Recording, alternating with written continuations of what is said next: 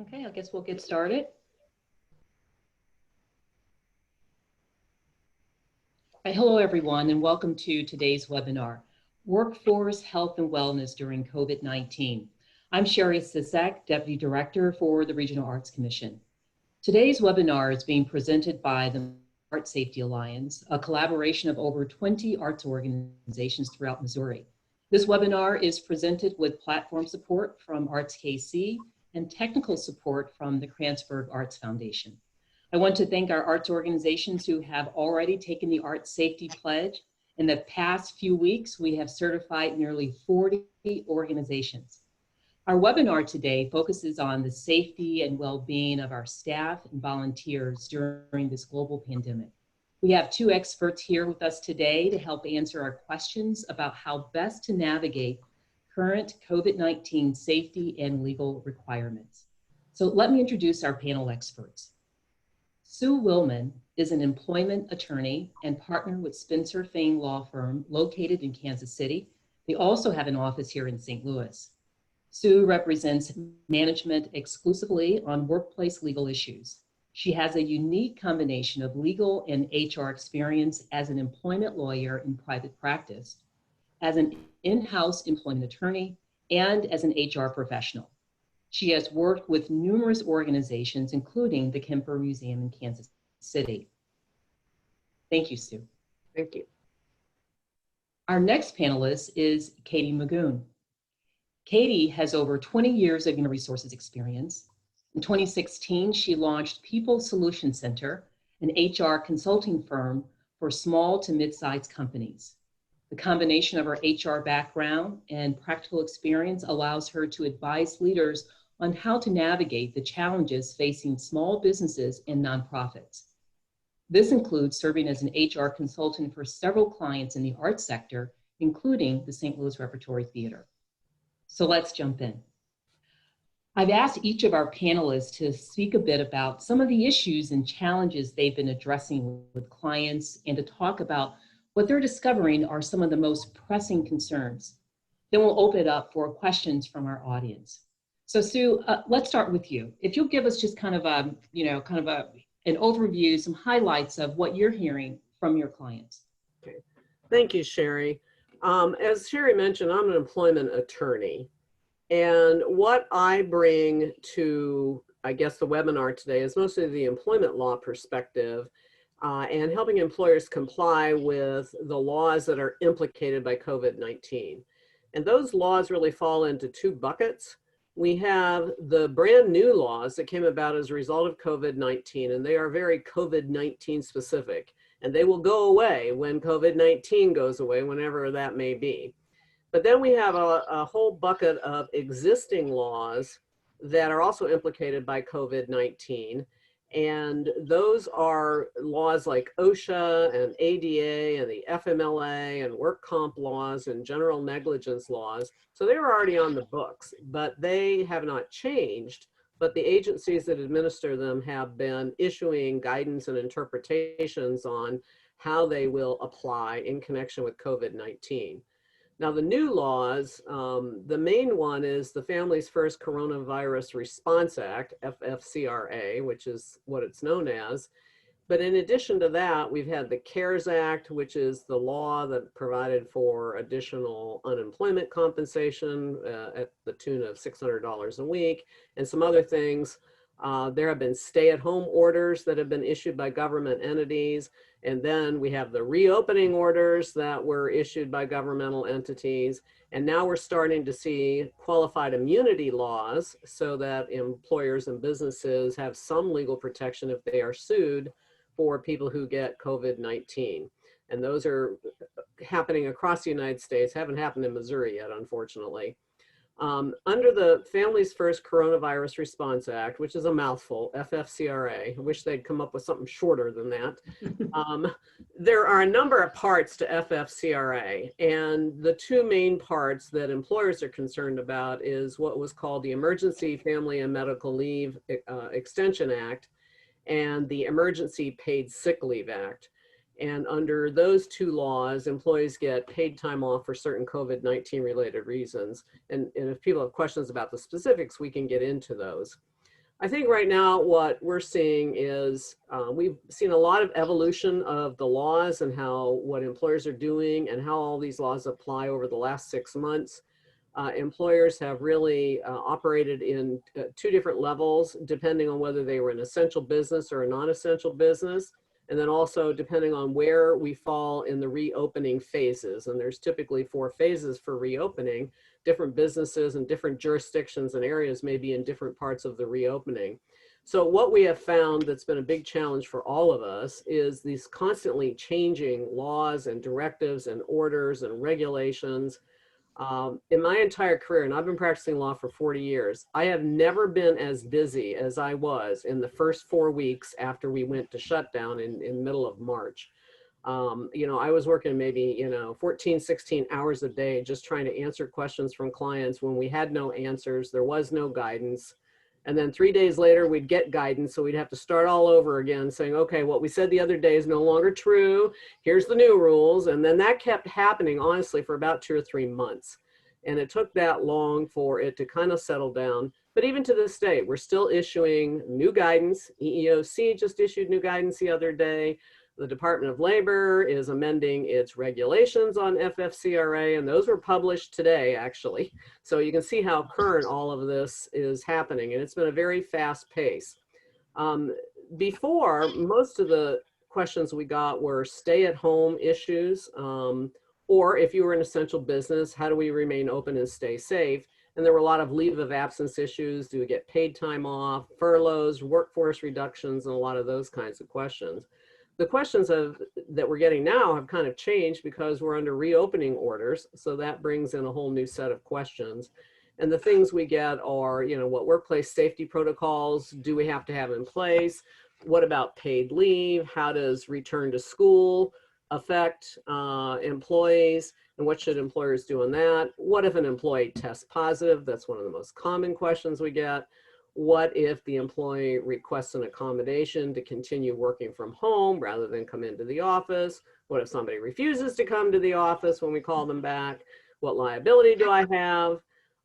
Can I require employees to comply with safety protocols? And can I screen employees? Can I screen visitors? And the most recent one that's coming up is, what about employees who are wearing face masks that have controversial information on them, like Make America Great Again, Trump, Biden, BLM, and things like that. So we're now starting getting into those kinds of issues on top of it all. But that's kind of a quick overview about just the myriad of legal issues that employers are navigating and being challenged by. Sue, thank you so much. And again, we're going to try to get into as many of those questions that you, and knowing that we are in such a dynamic time and things are changing daily, but we're going to try to answer as many questions as possible today. So I'll turn it over to Katie and just to give us an overview and some of the things that you're hearing, seeing, and doing. Absolutely. Thank you so much. And it's interesting. Well, we've had similar kinds, all of the same questions that Sue had, and it was really good to hear that I wasn't the only one that has no recollection of the 3 months following the shutdown. I really don't recall much of what happened during that time frame. But in reality, we've taken kind of a shift from, there's still all of these legal questions that are coming up. They're coming up kind of like popcorn, onesie-twosie types of things now, but they're different kinds of questions that we saw before. What we're starting to see now from our clients is, how do I engage with my employees in new and different ways? Because the mental side and the mental strain that folks are dealing with is really becoming very real. It's everything from, how do I sent everybody home and people are telecommuting. How do we stay connected? How do I lead? If I've never been a leader of somebody who's, when I couldn't just walk next door and have a conversation, how do I keep communication going? And how do I keep people up to date? And to be honest, especially in the arts industry where there's still a lot of unknown because you all have your own set of challenges. Some of it is the answer to these questions that employees have is, we don't know the answers yet. And how do you as a leader show up in that space and help people feel okay with, I'm giving you answers, but the best one I have is, I just don't know yet. And so we were chatting earlier about the fact that as human beings, we can either handle having commotion and chaos in our personal life or in our work life, but when it happens at the same time, like our heads just kind of go a little crazy. And many people could handle that for 6 weeks, but we kind of all prepared ourselves for this like break we were supposed to get this summer. And I don't know what, I don't know if it about any of you, but there was no break from the stay-at-home orders. And now we're starting to shift into people's kids going back to school and the changes that go with that. Meanwhile, there's still a lot of unknowns in the workplace. So what we've been helping our clients do is pivot not only in terms of compliance with regulations and on all of the laws that are out there, but also the practical application of how do I talk to my employees? How do I care for my employees?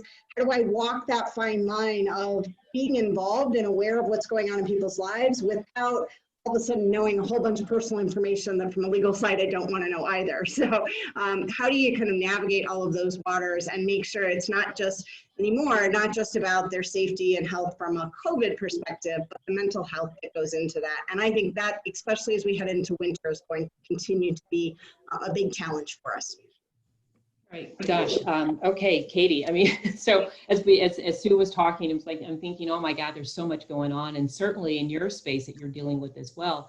And as we talk about all of the laws that are out here currently, there's so much to take in, and I think that part of being able to fully comprehend these new rules, that we need to make sure that we are able to do that, to bring those new rules and policies in. And so, what would you recommend for our leaders as they are, one, reopening their respective buildings, their venues, again, even if in fact they still have staff working from home, that what should they do day one as they're thinking about how best to navigate through some of the change in policies that we'll certainly talk to Sue a bit more about, but just where do they get started? Where do they start? Yeah, you know, it's really important that you get people engaged in this conversation. One of the things that we found as companies started to reopen was no one human being can think of all of the things that this impacts. But if you put a group of people together, you really started to understand things like, you know, the first session I had with a group, it was a bunch of leaders and we were deciding how they were going to reopen their office. And we thought we had the whole laundry list of things to worry about. And all of a sudden, the first day, everybody, like the first group of people who came back, somebody went directly to the coffee pot and like reached out and picked up the coffee pot. And they all looked at each other and went, I don't think we're supposed to use the coffee pot anymore because too many people were touching it. And so it's really the collaborative effort around the conversations. And the important part of that is it also gives the employees an opportunity and your leadership team the opportunity to express where they have concerns and be part of, even if all they're a part of is, here's all our questions, you may not have answers for all of them. That's just the reality of it. But if they know you're taking care to keep track of the questions and answer them as you can, and you're keeping them up to date, and you're being brutally honest when you have to say, I don't know, but I will find out. That's really the first piece. So get a group of people together and start just asking, what are all the questions we need to have answers to? And what are our risks, and then put together the plan that really makes sense. But this is one where different personal styles make a difference as to how they're approaching it. Different perspectives, the role that somebody plays makes a difference. So you really have to have people involved from every avenue of the organization. A good task force that's cross matrix type of thing is a really good option. Okay, thank you, Katie. And Sue, just because again, Katie's made mention of a couple things, and when she was talking, I was thinking that this really now looks at some legal obligations, you know, that employers will need to consider as they are looking at their reopening plan. So what would some of those legal obligations be, or policies that perhaps need to be addressed immediately? Yeah, what I think that employers need to look at is you really need to think in terms of what are the premises safety issues we need to have in place. So you got to make sure your premises are safe.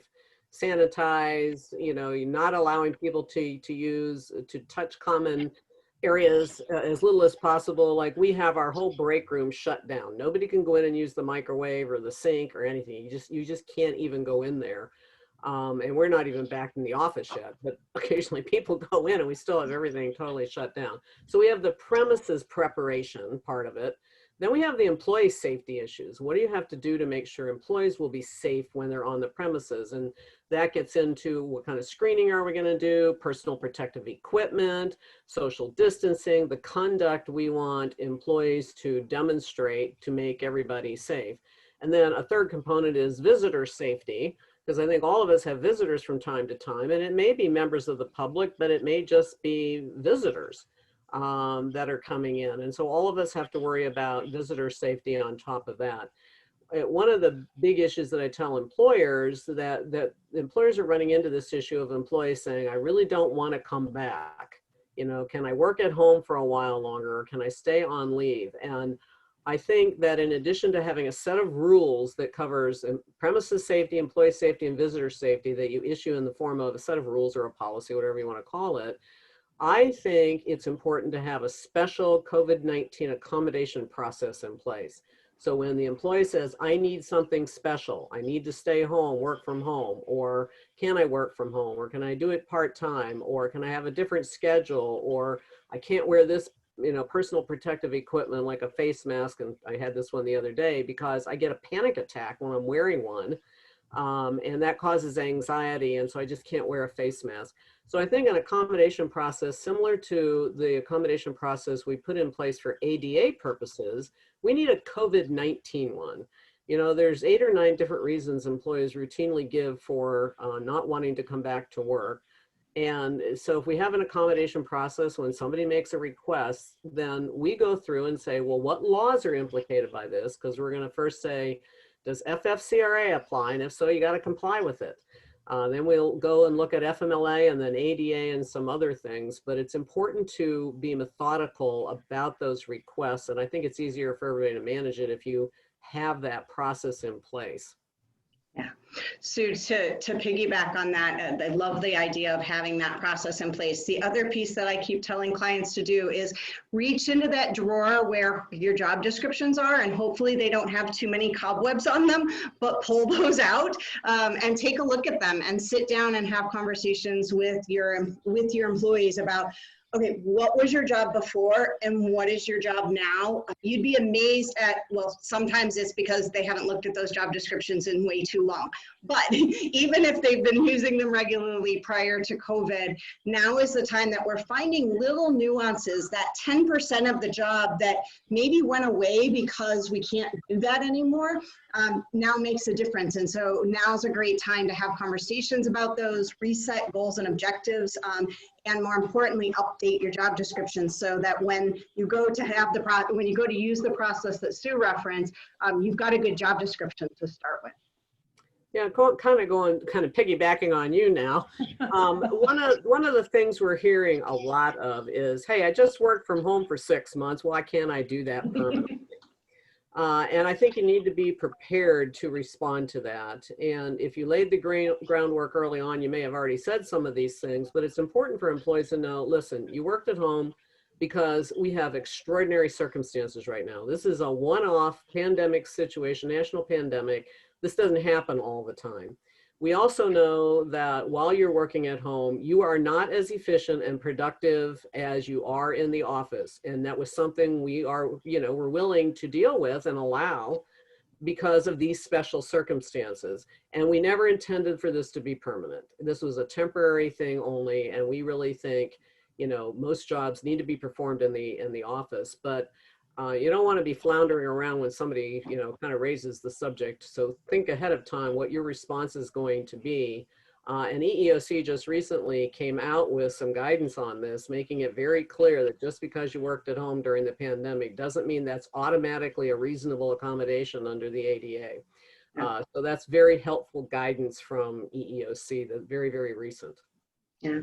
On the flip side, it'll be interesting to see. I have actually found some employers are finding huge advantage, and it's actually going to become a competitive advantage for them if they can continue. So it'll be really interesting, a year from now to see what percentage of folks have said, you know what, we did do it for, almost a year. Maybe we can keep going. And it'll be interesting to see who falls into that category and who doesn't. Yeah, we're also finding that employers with the work from home, they're looking at it as, hey, we can save money if we can reduce our office footprint and have some employees work at home. So maybe we don't need as much overhead anymore going forward. Yeah. And we do think one of the lingering issues from COVID-19 that will stick around for a while, one of them will be the work from home issue. And we do anticipate more employers are likely to seriously consider that as an option who may not have wanted to think about it before, but who have realized, one, we can save money. Hey, maybe we don't need all the jobs we had before. If, if we could have everybody just doing some of their job, maybe we were overstaffed. So that's going to be an issue that will hang around for a while. So just on some part of, as we talk about either home or working in the office, but let's look at the scenario of people actually returning back to the office.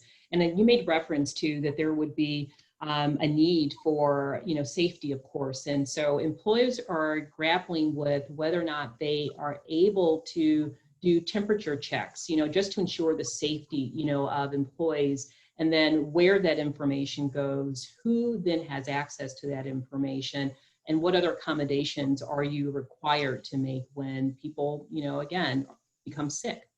Right. So starting kind of with the kind of returning to work and you walk in the door, and employers really have a lot of flexibility in how much they want to screen for COVID-19. So yes, you can take temperatures and they can be taken in, well, there's different options on how you do that. One is the employer actually takes the temperature, and it may be with an infrared or heat sensitive temperature gun. It may be that you require employees to come in and take it themselves.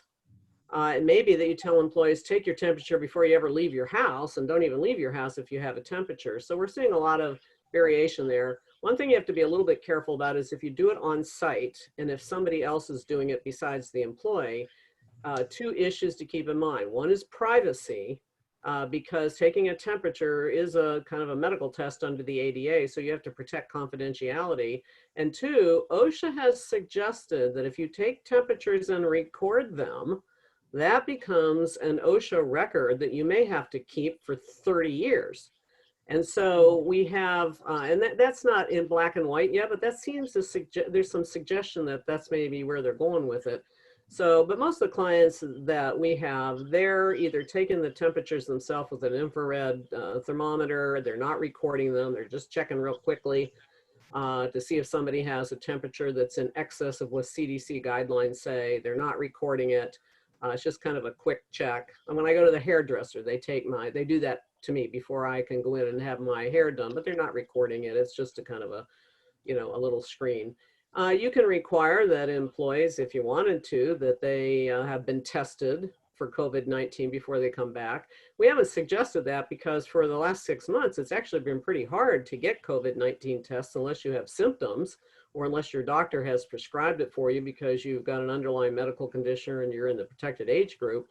That loosened up a little bit where they became a little bit more available, but now we're seeing it tighten up again, where it's getting harder. And at least in the Kansas City area, a lot of the healthcare providers will not allow a COVID-19 test unless you are symptomatic or have some good reason why you need to have one taken. But technically you could require that. You can have employees fill out a self-screening questionnaire that asks them, have you had a fever? Have you had any of the symptoms that are listed on the CDC website during the last 14 days? Have you been exposed to anybody? I mean, we've crafted such a questionnaire, but I have to be real honest with you. I no sooner wrote it than the CDC symptoms for COVID-19 changed on the CDC website. And I had them all nicely itemized on the questionnaire, and all of a sudden my questionnaire was, already out of date a few days later. So we had to change it to say, you're responsible for going to the CDC website and seeing today what the symptoms are. The problem there is that the list of symptoms on the CDC website became so long. I mean, if you just had the common cold, you'd make the list. And so, not sure self-screening questionnaires are all that valid, but or all that helpful. But you can ask about, have you traveled somewhere that's been, where there's been community spread? So there's a lot of questions you can ask. There's some you need to avoid because of ADA considerations, but for the most part, you can do just about anything except ask somebody to have an antibody or antigen test, which is a blood test.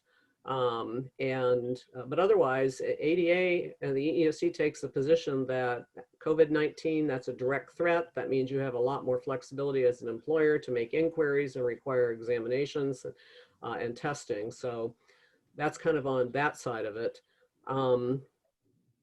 I don't know if what you want happens? to stop there, because there's a lot of things that you can do. Yeah, well, I was going to ask that question. You know, maybe this is one of an offshoot of that. You know, what happens when an employee says, you know, I don't want to get tested. You know, I think it's in violation of my civil rights or my religious freedom, or what happens in that particular incident, you know, for the employer? I mean, what rights do they have, you know, to mandate testing? Yeah, for the most part, employers can mandate the testing, but you have to allow for exceptions to be made as an accommodation under the ADA due to a disability or for religious reasons under Title VII. But other than those two, you basically can mandate that the employee comply with these rules. And if they don't, you can take action against the employee. Now, that's a whole nother issue about what action you should take when we're in COVID-19 times, and we probably need to be a little more sensitive about refusals of some of these issues. But kind of gets back to have an accommodation process, regardless of what the employee's reason is for not wanting to be tested. You know, have them, I mean, you can have a simple request for accommodation, write it out, employee, tell us, you know, what accommodation you want and why, and then we'll process it, you know, in a methodical way, and then we'll get back to you about your request. But overall, you can pretty much mandate that they comply with all your safety protocols. Thank you, Sue. And Katie, I see you're back there shaking your head like, I want you to jump in. So go right ahead. She's right on track. And, you know, it's interesting that, you know, this has a second layer to it as folks have gotten into some of this because of team dynamics, especially if you start getting into the office. There's the whole, what do I have a right, you know, what are my rights versus what are your rights? And some of what we're seeing is beyond the implications from a legal perspective if somebody says, I refuse to do that, but that has a team dynamic implication as well. And so we've had employers that really are dealing with that part of the conversation. If someone won't wear a mask, again, it depends on your county. Just in the St. Louis area alone, there's 3 sets of rules. I'm sure Kansas City's rules are different as well. And so in addition to knowing the national laws and the state laws, you then have to know your county regulations, and even down to whether or not, you know, you're required as an employer. There are parts of the St. Louis market where you actually are required to, if you have people coming in, to do those temperature checks. And so we've got a lot of things to deal with, and then you add team dynamics and team pressure because everybody has sort of taken a side, for lack of a better word, on where they stand on some of these things. And so you've got to be ready to have those hard conversations as well. Where do we start with that? You know, and I know we talked a little bit about, you know, policies and practices, and certainly, you know, there's conversations that need to start. But to your point about team dynamics, I mean, so let's say that we have half of the office, you know, present, and the other folks are still working from home because of all kinds of situations. And how do you stay connected?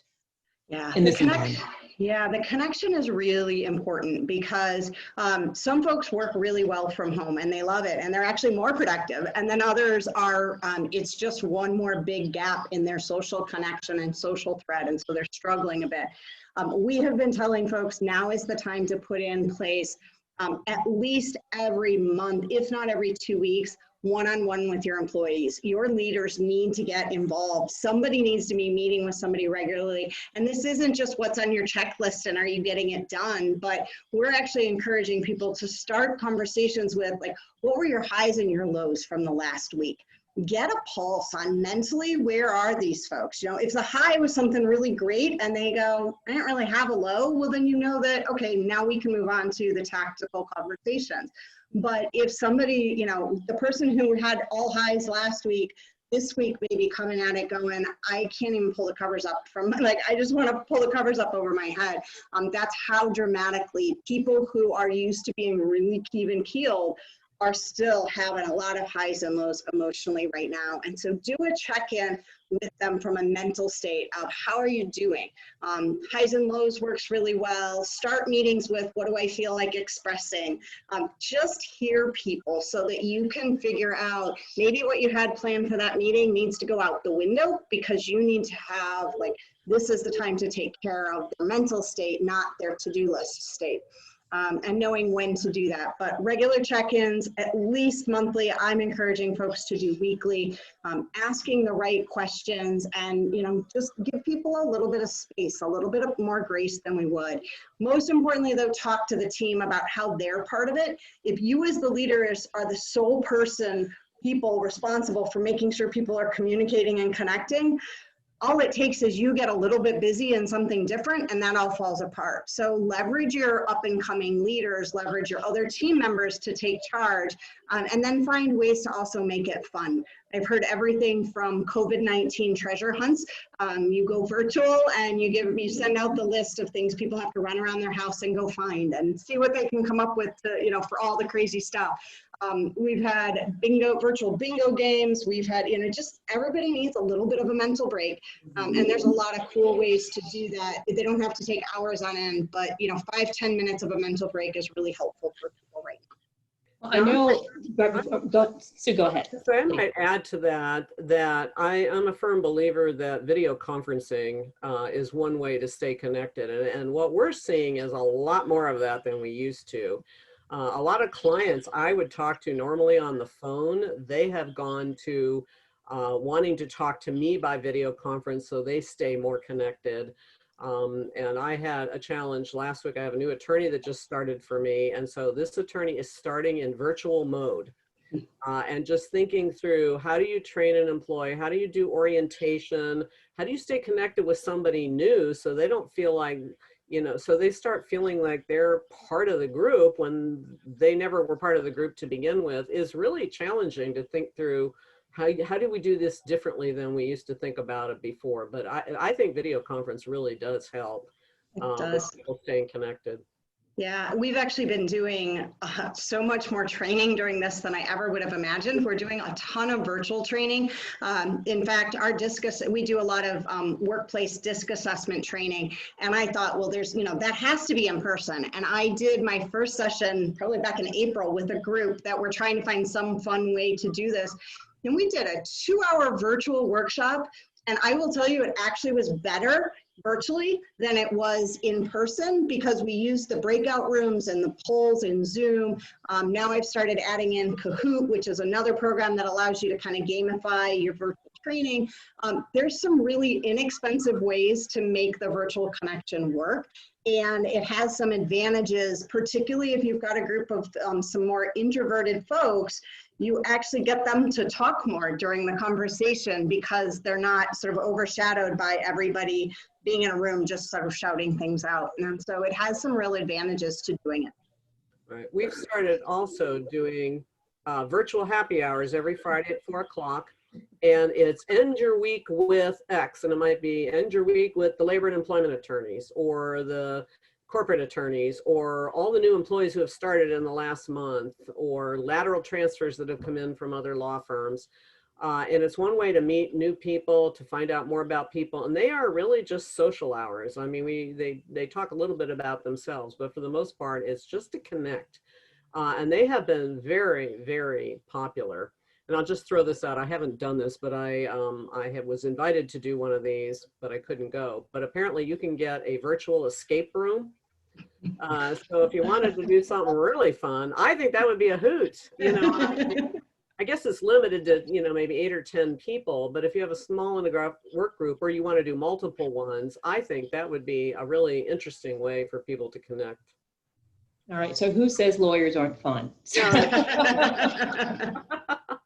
Yeah, I know we talked a little bit offline just about, you know, just mental health, because we know that we're moving into yet another phase of COVID. You know, we have been fortunate when things just became just a little too close for comfort, we were able to go outside and get a little bit of air and run, jog, you know, and now, you know, we're coming up on fall and winter, and there's really not a lot of places to go. What would you recommend that we do now just to prepare ourselves for this next phase of COVID? One of the big pieces is find ways to get people connecting now that are going to work when it gets cold. So start thinking that way, because your mind can get more creative. Once the cold gets here, we all know, what do we do every winter? We hibernate, right? The first thing we do is go, I don't want to go outside and I don't want to do anything. If we start thinking now, it's probably one of the first times in COVID we have a moment to like project what could happen. So start thinking of those things now. I've also had folks look at ways to do their team meetings with, every once in a while, do meetings where everybody doesn't have to be on Zoom. I worked remotely for almost 15 years of my career before I left and started my consulting firm. And one of the things that my team did was we started doing walks during our meeting time. You could do whatever you needed to do. You didn't have to be in front of your laptop. But once a month, our team meeting would be about having a conversation. And we had people who in the wintertime walked around their house, or, you know, so they just put their headsets in and they wandered. But you got people moving through those team calls so that at least there was some energy level going on. But then also, you know, on the days when winter comes and it's cold, and then all of a sudden we have a nice sunny day, which we can have in this part of the country, pick up the phone and call everybody and say, get out.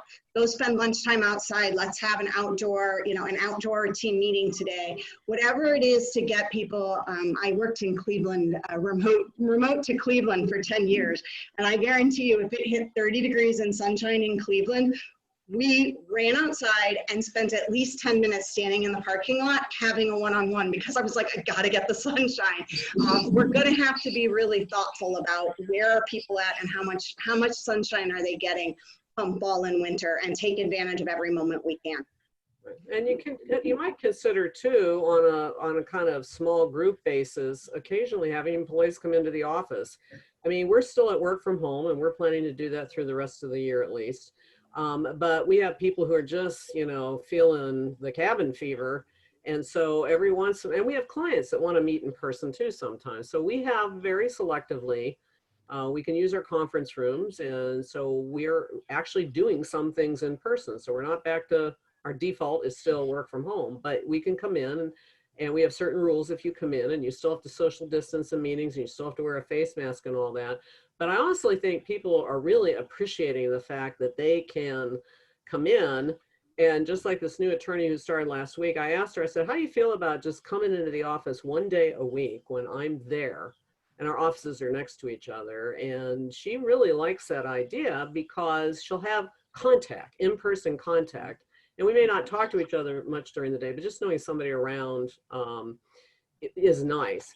And one thing I'd recommend, and I'd be really curious on what Katie's seeing on this, is my sense is that with work from home as prevalent as it's been all year, people are not taking vacation. You can't go anywhere, but yet people still need time off, even if you're at home. And I'm just not sensing that employers are doing a very good job in telling their employees it's okay to take vacation, because employees are feeling guilty about it. Like, I'm already at home, you know, and maybe I'm doing some personal things during the day, like, you know, stay on top of the laundry and all that kind of stuff. But people really still need to decompress and disconnect. And even if they do a staycation, they still need to take the time off. And I don't, you know, like I said, Katie, I'm curious as to what you're hearing on that.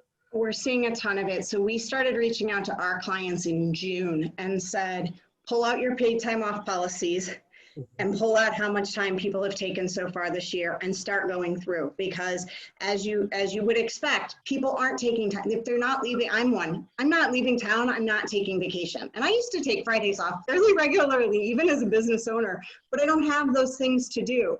So either rethinking your paid time off policy, because a lot of companies have use it or lose it policies. So, you know, don't make everybody lose it on December 31st because they didn't think about it during this time frame. So come up with creative ways to do that. And sit down and look and see who hasn't taken a vacation and put it on the, you know, help them put it on the schedule. Help encourage them to take, you know, every other Friday off, or work an adjusted schedule for the rest of the year to give them that mental break.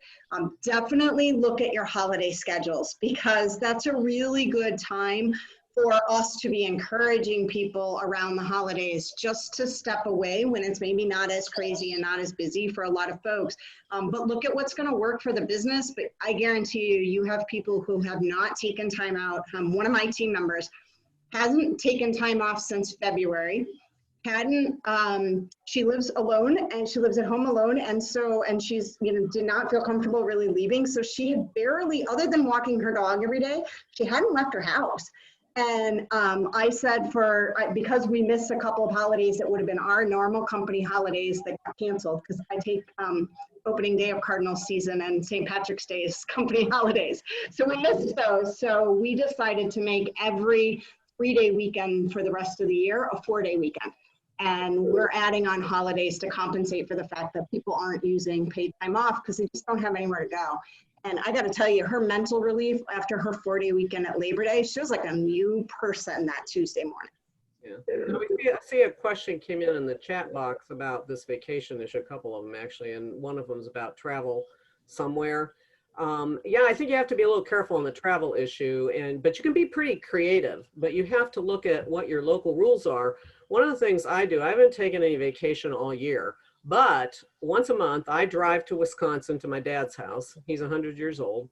And I work from his house remotely all week. So I'll drive up on the weekend, work remotely from his house, and then drive back. So I'm still being productive. Wisconsin, all the restaurants are open. And so one of his things that he always did before COVID-19 was go out to lunch every single day.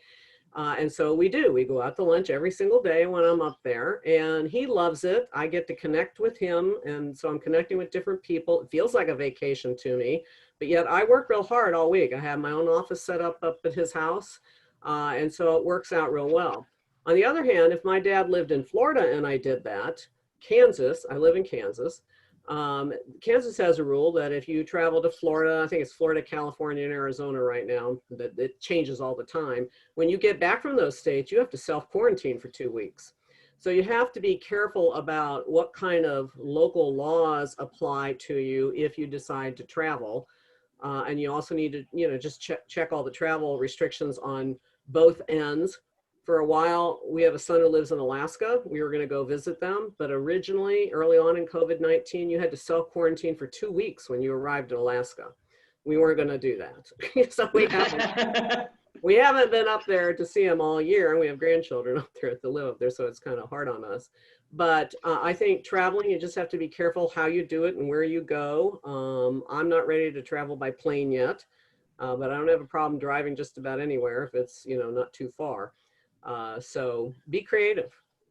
I think that indeed is the case. I just want to remind our audience, our participants, that the lines are open. So we are certainly taking questions, and we have just about maybe 15 minutes left for this webinar. So I know that there are many, many questions, and just even in the very beginning, both Sue and Katie talked about all of the various issues.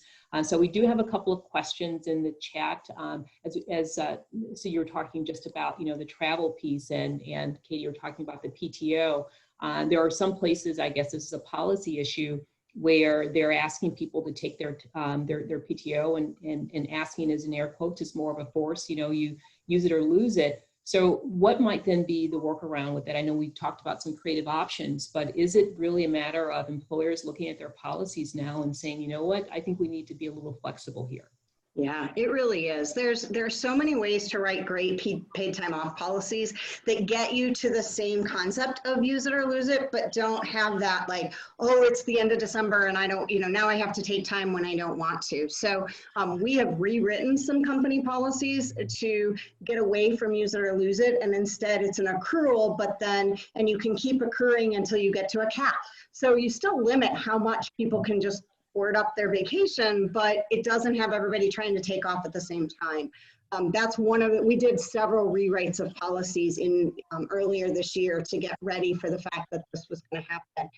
We also had others who sat down and said, you know what, let's start planning this out because we're going to have a crunch at the end. And so some companies have also said, we're going to waive we won't pay out paid time off this year, they're giving employees that option if they want to cash in their paid time out at the end of the year instead, because they know that they're not traveling, but gosh, that money to save up for a trip next year when we're all going to want to go somewhere really cool is kind of compelling. And so there's a lot of ways to go about making it happen to help balance out. It's got to be good for the employer, but employees are going to be really loyal to that employer who they feel really did it right during COVID-19. So it's not always about what you have to do. It's really about thinking long-term. People aren't, packing up and leaving employers right now. So it's easy to look at your turnover and say, oh, we're good. But the reality is 2 years from now, people are going to look back and say, when we went through this, did my employer handle this in a way that I'm proud of? And did my leadership team step up and care about me as much as they cared about the compliance and what was in it for the employer? And so, I think that's a really important piece to remember, that what we do today makes a huge difference 2 years from now when the industry comes back and the market is tight and you're trying to hire people. It's going to be competitive at some point again, and that's going to matter for people. In response to one of the questions from Sean, hi Sean, yes, you can compel employees to take their vacation or use their PTO. And I think it may even be important where it's going to be use it or lose it anyhow. You really don't want them to lose it. And putting people on a schedule of, hey, we're going to do a 4-day work week and you're going to use PTO on the 5th day or some schedule like that, you can do that. I think what you have to be careful though is that you don't do it in a way that it's going to feel harsh to employees, because this is a time where we know some people are probably abusing the rules, but overall we need to be showing a high degree of empathy for how challenging these COVID-19 times are.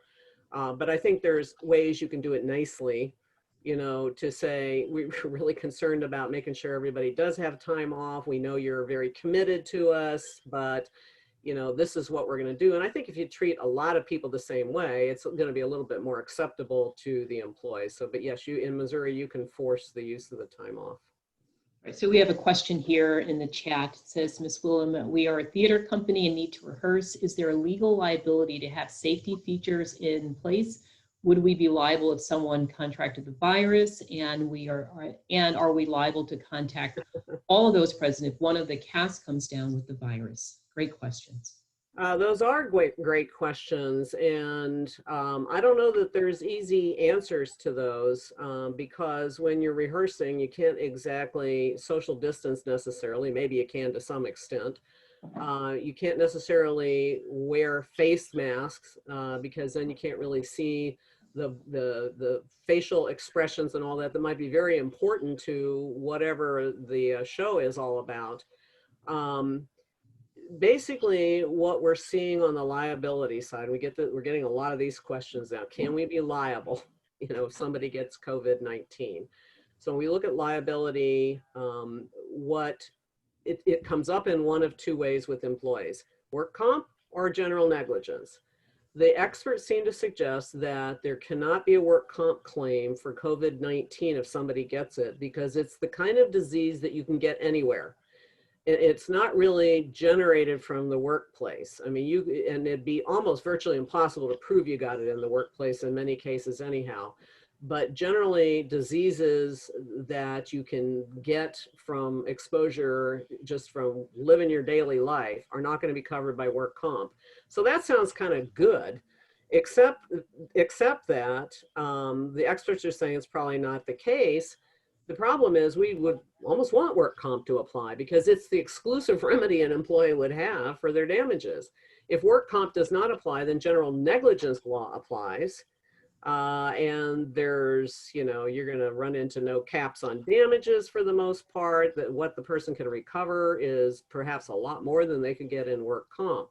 So on the negligence side, what all the experts are saying is that if you follow the CDC guidelines and any local and state guidelines, and you make a good faith effort to do that, and you're doing that and you're enforcing the rules, that you're probably not going to have any liability because you're not going to be held to this impossible standard of perfection to prevent COVID-19 totally. And even somebody who gets it again, they're still going to have to prove that they got it in the workplace. And that would, again, I think that's going to be pretty hard and for most cases to prove. We also are seeing a movement towards immunity laws. Missouri doesn't have them, but Kansas has one. Unfortunately, it says you're not going to have immunity if you comply with the CDC protocols and all the local and state rules. But I think for a theater company, that's different because you're not going to be able to comply with those rules because those rules require social distancing and face masks. And I don't know how you do that with rehearsals. I am not aware of too many places that are putting on plays and shows and musicals and have orchestras and bands and things like that that are going back to full shows and all that unless they can social distance and wear face masks. So you might have a chamber orchestra or even just a 4 or 5 piece ensemble that's playing string instruments and they can social distance and wear face masks.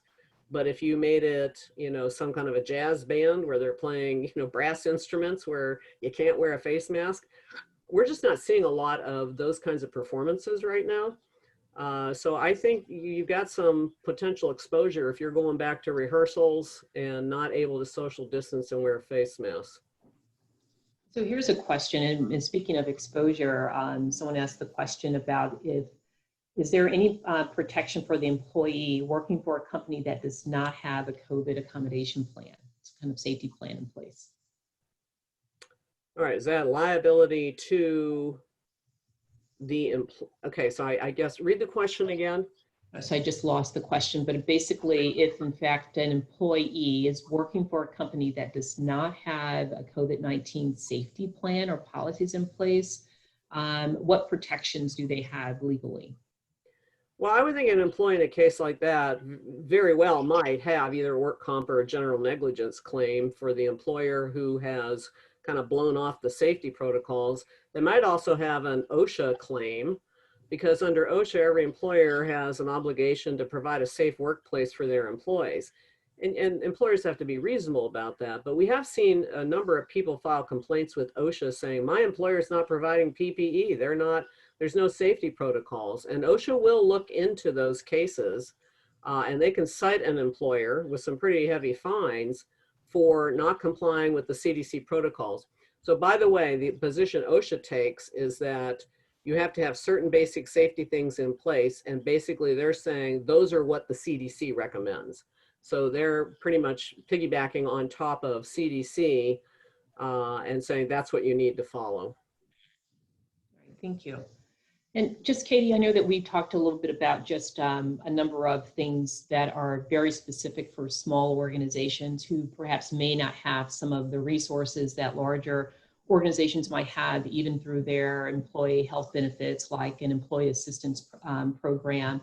So what other services, similar services might be available or certainly should perhaps be resourced, you know, some way, somehow for these kinds of other things that are coming up that they may simply not have access to? Yeah, I think first of all, understanding what locally you have available to you. There's a lot of local nonprofit organizations that are doing really good work to support folks, and honestly, keeping in touch with even things like this, webinars like this, to know, like, all right, what are my choices out there and what are my options, are really great ways to have resources for your employees. So being able to share a webinar or a video with them or ways to do that, I think are really important. I will say a lot of, if you have a benefits plan, there's a very good chance that there is some sort of an EAP program that you've probably never even looked into or asked about. So if you are a broker, even if you're small and not paying for their, you may not be paying for their coverage, but you may have it available. Check. In fact, even a lot of the insurance brokers that just cover like your PNC coverage or your employment practices liability coverage oftentimes do offer or have available for people an EAP program, and you just didn't even know to ask those questions. So use some of your current vendors in any way that touch this, and they likely have good resources for you. But also reach out to like chambers of commerce. They typically will be able to tell you who the nonprofits are that are there to help support your employees, and they have good recommendations for resources for people to take to use. Fantastic. Thanks, Katie. One of the questions that's asked in the chat, and this is a really good one because it's coming up a lot, is whether or not you can ask employees to sign a release of liability. So if they get COVID-19, they can't come back on you. And the answer to that with respect to employees is, one, you can ask, but we don't think it's a good idea because it might even be illegal under the OSHA rules to even ask for a release, because you cannot ask an employee to release their rights under OSHA. So that's what you would essentially be doing. And the backlash you would get, the morale problems you might create by even asking is really not worth it, because we think overall, if you're following the CDC protocols, you're probably not going to have a liability issue anyhow. So don't open up that Pandora's box by asking for releases of liability. We have that same question on the visitor side. Should we have visitors sign something? Maybe similar issues, but we are advising against releases of liability, but assumption of risk agreements are a little bit different, where somebody says, I'm coming onto the premises, I'm assuming the risk, I know there's a risk, and it doesn't sound quite so bad as a release of liability. So that's a possibility. Okay, we are coming close to time, and I just want to make sure that we have a chance to answer as many questions in the chat. And so thank you, audience, for putting wonderful questions in the chat. There are a couple of things, and there may be some quick answers here. It says, what about political or other messages on masks can we limit to avoid employee confrontations? Okay, if that's a public sector employer, the answer is you can ban and should ban any kind of political candidate's name, political slogan attached to them, anything to do with a political party. And because there may be some issues there. In the public sector, there is a little bit more of a right of free speech, so you have to be a little careful how you ban things. But on the job, you typically can say, hey, you're wearing apparel, can't have anything on it. In the private sector, it's similar. I think just to avoid confrontations, you probably want to avoid the political stuff. But the issue we run into are the social justice issues. They're not really political. I guess you could argue they are. But some of our employers are just taking this overall position that we're not going to allow you to wear anything that has language on it, period. Whether it's a shirt or a hat or a face mask or whatever, we're just going to be neutral on all of this. And that's one of the safer ways to do it. Thank you, Sue. Question, how to apply remote work policies equitably when some staff don't have school-aged children at home? We need to apply an office work and remote work fairly for all. I can weigh in on that. I had a client who recently dealt with this because some of their employees are, they had everything from somebody who was homeschooling a second grader, which I can't even imagine how hard that would be, to folks who are like, I have no kids and I have no children and I don't even have to worry about things like that. One of the important things to remember here is doing something equitably and fairly does not mean we have to do it exactly the same for others. But one of the important pieces to realize is how the decisions that you make around one person's schedule may impact other team members. And so in the case of the client that I worked with, what we found was they had all these parents who were doing flex schedules and they made all these arrangements. And the one lady who's like, I want to work 8 to 5 because that's, I'm single and that works for me. And I want to be done at 5. And you guys are all working till 7 o'clock at night. Emailing me is driving me crazy. So whatever you do when you make these flexible work arrangements, it's really important to put it on paper and look at it holistically for a team and start coming up with agreements on what the expectations are and what's acceptable and not acceptable. So the people who don't need flexible work arrangements don't end up working from 6 a.m. to 7 p.m. to be able to respond to within 2 hours of everybody's conversations. And so thinking about when you're going to schedule meetings and how that's going to work is really important, and to keep in mind that not everybody needs a flex schedule. Don't make that person sort of be at the disadvantage as well. So just kind of keeping people top of mind and remaining, as Sue said, remaining empathetic through all of this to everybody's situation. It may seem like it's easy to be the single person at home and not have not have kids to homeschool, but I got to tell you, they're struggling just as much, just about different things. All right.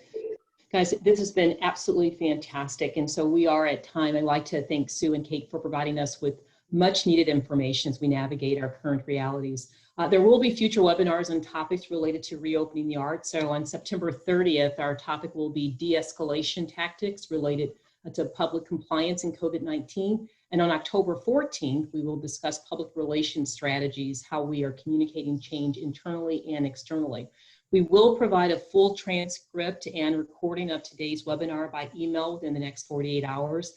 You will receive a link to the recording and evaluation survey and asking for your feedback on this particular webinar and any additional resources. Again, we've noted a lot of things that were in the chat, so we'll try to get answers for you there. We will also be archiving all of this information at MissouriArtSafe.org.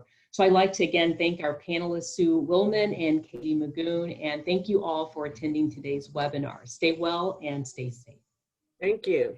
Thank you.